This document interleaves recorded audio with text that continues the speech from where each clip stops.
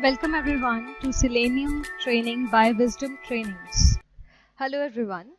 So far in the previous videos we have already seen how we can open up multiple browsers, and on those browsers we can navigate to different URLs. Right. Now to automate that any of the URL that I wish to, I should be able to interact with the web page. And how will I be able to interact with the web page? By using the functions available over there, by using the facilities over there. Like over here, if there is some link, I should be able to go to that link and click on it. If there is some image, I should be able to see that. If there is button, static text, a drop down, a radio box or anything, I should be able to interact with them. And anything that you can see on a web page, these all are the objects or the web elements. One and the same thing, objects and web elements. You can call them anything, but everything, even if it is a single image or a static text as well, they all are going to be the objects on the web page. Now there are different objects available on the web page, like there is a link available, then I have a button available, there is an image available.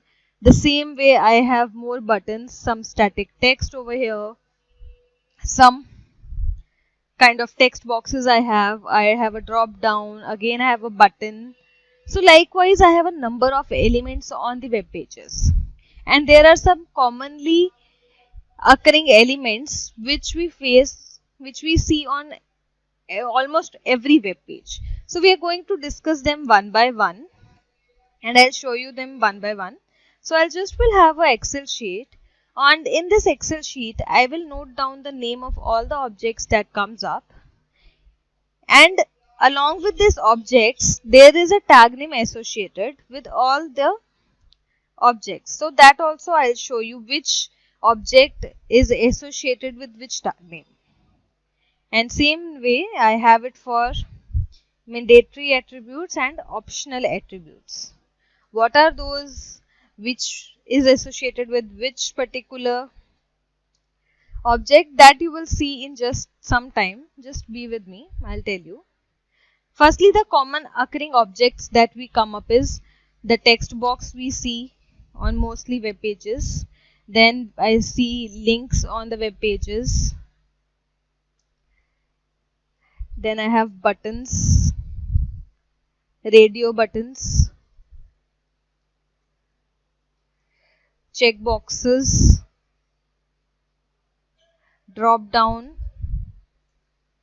out of which I can select any value. Then I have image. Then also I have some static text as well, right? So these are some of the commonly occurring elements or the objects on the web pages, and we will be discussing them only. Now starting with the text box. Now the text boxes, we know what kind of text box are look like. This kind of text box looks like, and if I have to look for this element, that what are the attributes, what are the tag name associated, then I can simply click on any element, not just text box, on any element I can right click and I'll get an option of inspect. You just have to click on that inspect, and this kind of window will come up, which is the page source. On the page source, all the objects that are on the web page are going to have their proper identification. Like over here, this text box you can see, this is the page source. This is the particular statement which is pointing to this text box. The text in purple is the tag name, and rest in orange text, they are the attributes and the optional and the mandatory attributes. Now for text box, the font in purple is input. So the tag name associated with text box is input. And mandatory attribute. Now mandatory attribute is the type in case of text box. Why? Because it specifies that what kind of object you are going to deal with. The type is equals to text. That specifies this is a text box. In case of radio buttons, check boxes, the type will become radio and checkbox. just to differentiate it from the rest of the objects. So the mandatory attribute in case of text box is text. Type is equals to text. Okay. Now coming up to the links. Now on this web page I have a number of links available. So I can have them, I can inspect any of them. I can right click on any of the links and I can just inspect it. So this is the statement which is pointing to this element on the web page. And over here in purple font it's the A. This is called the anchor tag. And this is the tag name for links. And the mandatory attribute is href. This href actually holds the URL to which the page will be routed after clicking on the link. Like if I'll click on this home link, I will not be sent anywhere. I will be on this page only because this is the home page of the seleniumtraining.com. Right. In any case, I click on any another link, like I inspect this contact us link over here. So it has a link over here. So when I'll click on this contact us link, I will be routed to this particular page. So this is the value that href attribute holds. Okay. Now I am not right now going into the optional attributes, that I'll cover one for all. Okay, so let it be this for the time. Let it be blank for the time. Now I have buttons. Now there are different buttons available on the web page, and what actually buttons do? What actually buttons do? They hold a proper data. A kind of form is given and then you click on submit or you click on sign in or any kind of that. But it's holding some data and taking it proceed further to the next page. Right.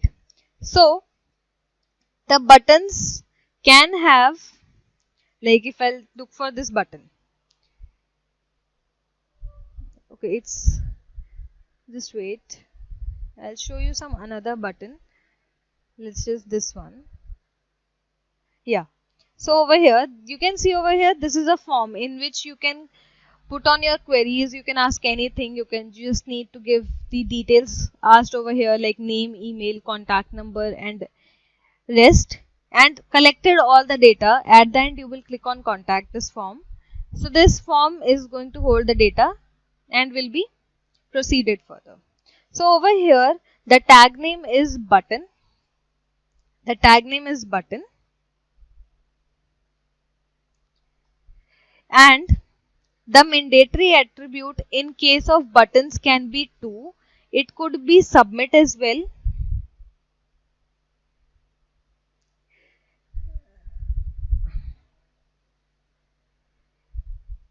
The mandatory attribute in case of buttons is submit because it's taking the data and submitting it.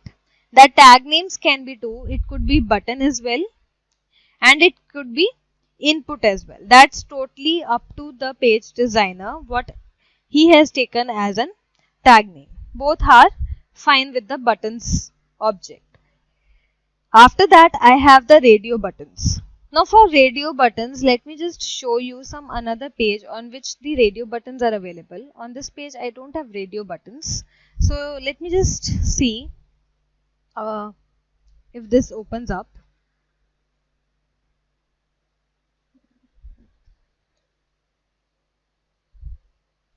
Yeah. So over here, this sign up page that you can see over here, the sign up window that comes up. On this, I have the radio button. This one. So radio buttons have a characteristics that you can choose one out of a group. This is a group of radio buttons. Either you can be a female, a male, or if you are a custom, then you have different options. Right. So you can choose only one at a time. If you try to choose both, that's not possible. So for the radio buttons, if I inspect it, it's not showing me radio. Okay, it's just this one. Let me just inspect it again. Name.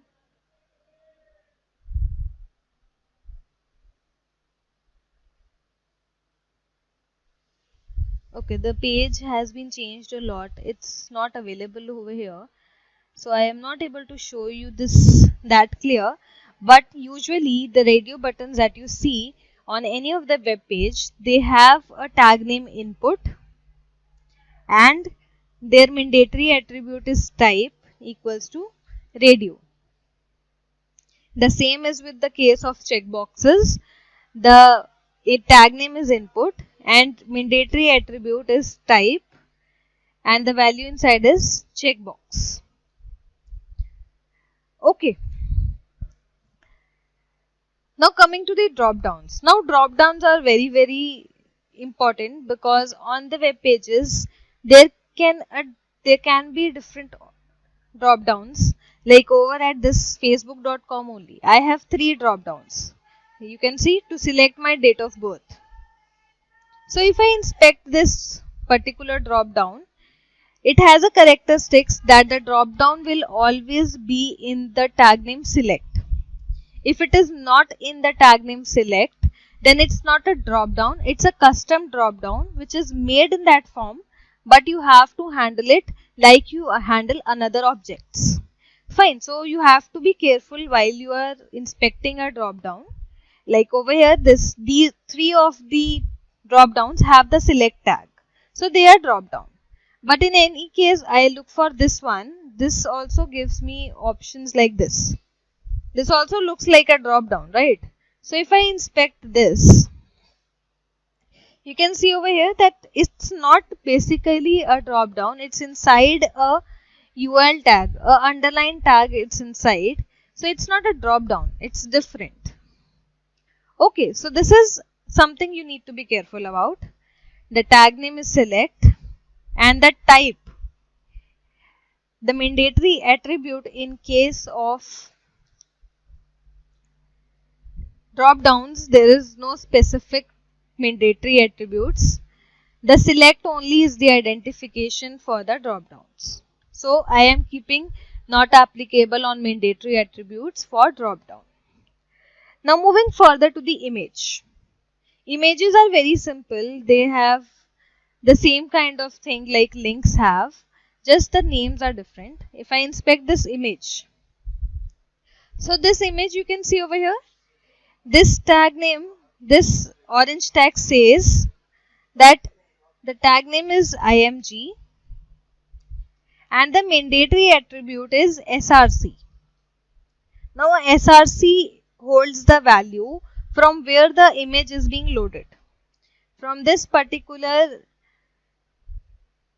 path, this particular URL, my image is being loaded on this web page. This SRC tag holds this one. This SRC attribute holds this value. Okay. Now moving to the text. Now text are very vast.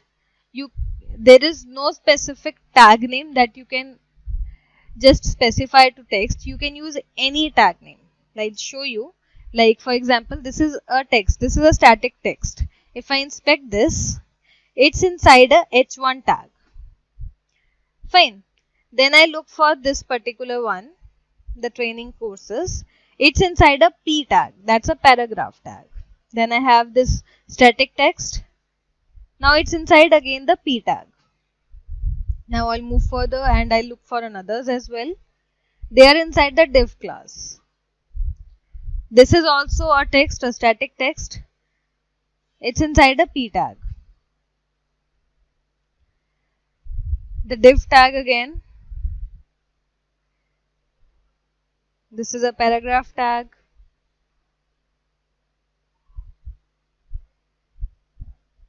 So the text, the static text is not bounded to any limitations. It can have anything. It could be inside a div tag. It can be inside a U tag, inside a P tag, label tag. Then I have H tag. Now H basically is the heading tag and it has number of different fonts. It varies from H1 to H6. So it could be in H1 to H6, any of the tag that can be used. Likewise, there are another tags that can be used to have the static text. and it also does not have any mandatory attributes. Okay.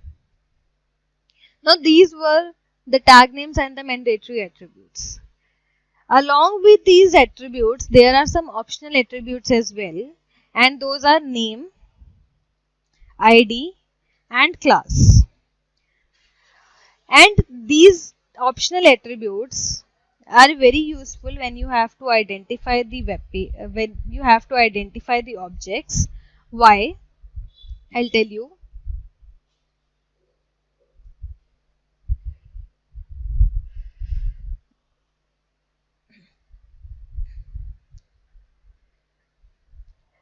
So these optional attributes you can see over here, they have a characteristics.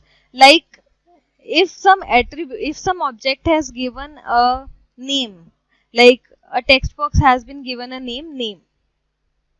So the same name value cannot be used in the whole web page again.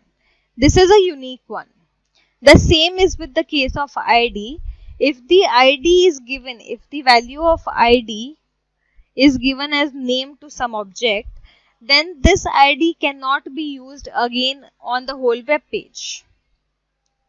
Classes are little different. The class attribute is different because classes are responsible for the look and feel of the web page. Fine. So it is a possibility that the same look and feel is being given to the different elements. Like over here on this web page, you can see over here that these buttons over here have the same look and feel.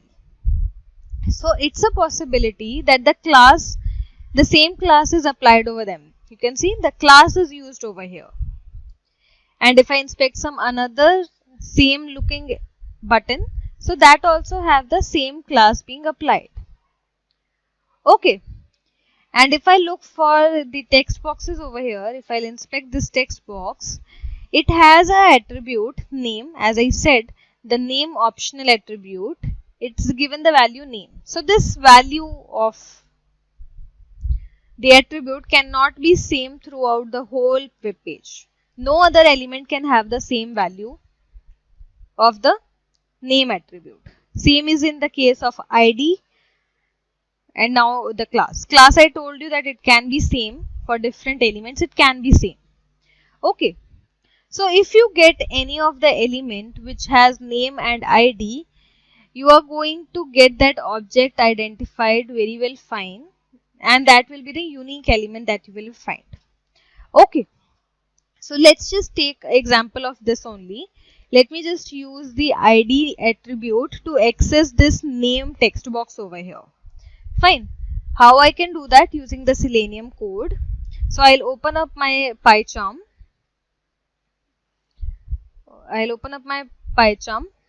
So now over here I have one more module created for object identification.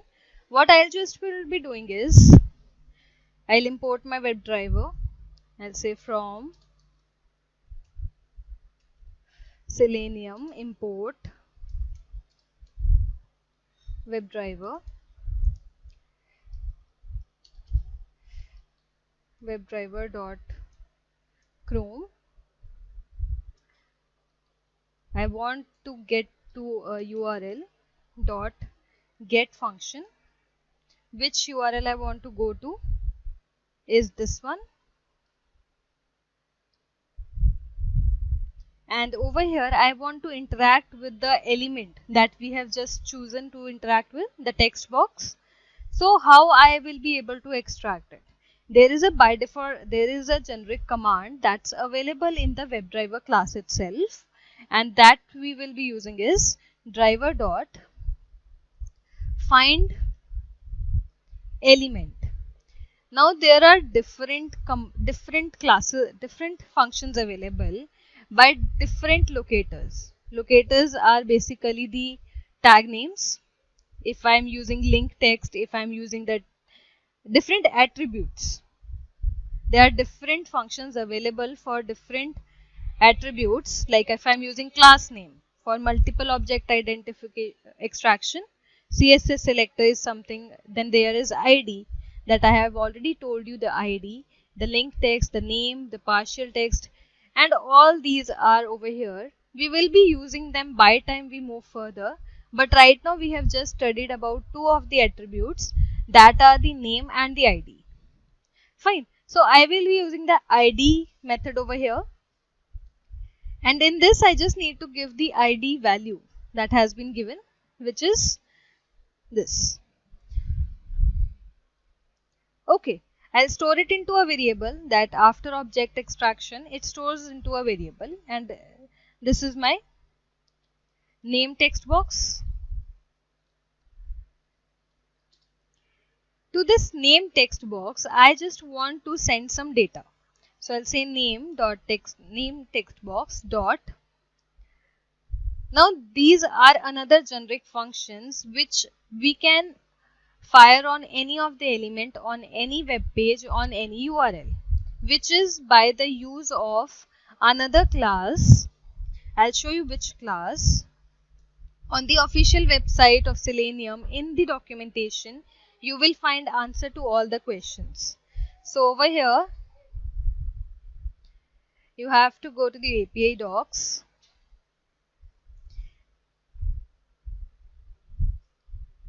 And the class this time I'm going to use is web element class.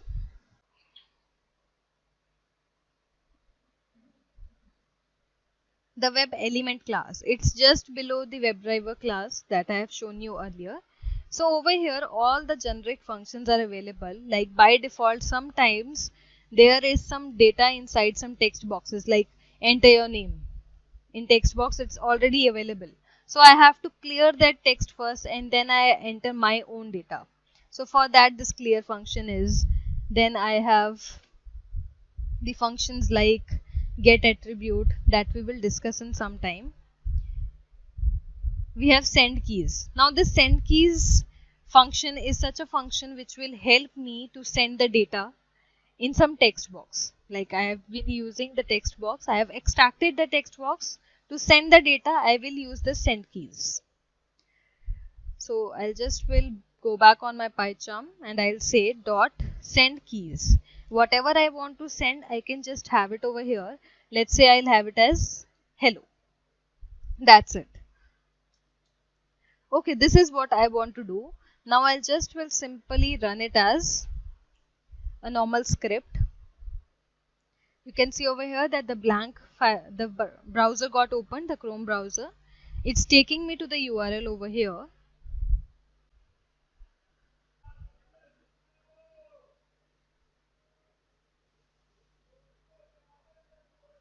So you can see over here that in this text box, the name text box, the hello that I sent using the function is entered over here. Fine. So this way the extraction of elements occurs and then you interact with the elements or the objects. Okay, so this is very simple. The same way you can use the name attribute also over here and do the same thing. For this time being, the object identification is a big topic itself. But for the start, this is enough to practice. So I'll request you guys to practice this and I'll see you in the next video. Till the time, thank you.